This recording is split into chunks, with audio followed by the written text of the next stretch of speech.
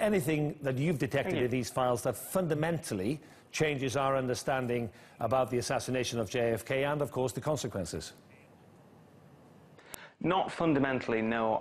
I'd say there's a lot of very interesting information in these files, a lot of interesting details that I think give us a fuller picture of Kennedy's assassination and its aftermath.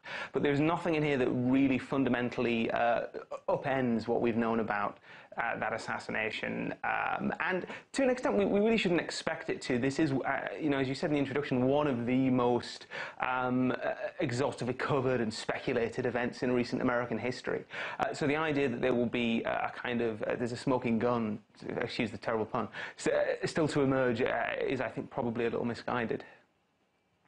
For conspiracy theorists then, and nothing really to reveal that possibly somebody else was behind Lee Harvey Oswald, or indeed that he spoke to a member of the KGB assassination unit?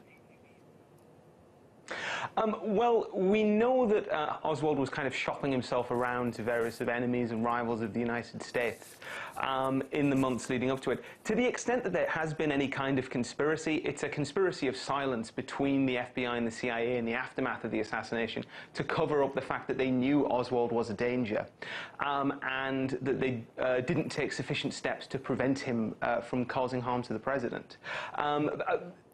But one of the things that these disclosures have revealed in particular is the kind of panic that set in at the Kremlin among Soviet leaders in the aftermath of the assassination, fearing that they might be blamed for it wrongly, or that, say, Cuban allies had been freelancing, and a worry that perhaps a sort of overzealous American general might respond to the assassination by launching some missiles.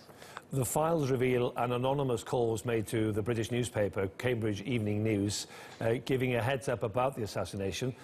Why would a British newspaper be specifically contacted regarding this, and how significant is that?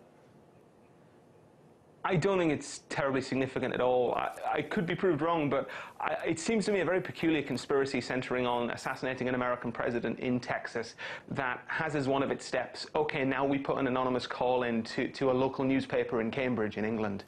I think probably what that is the CIA just amassing as much information as possible on the assassination from every source they can and feeding it back so that it can be analysed. Even if you're a field agent, you don't necessarily make judgments about whether this is relevant or not. You just send it back to analysts.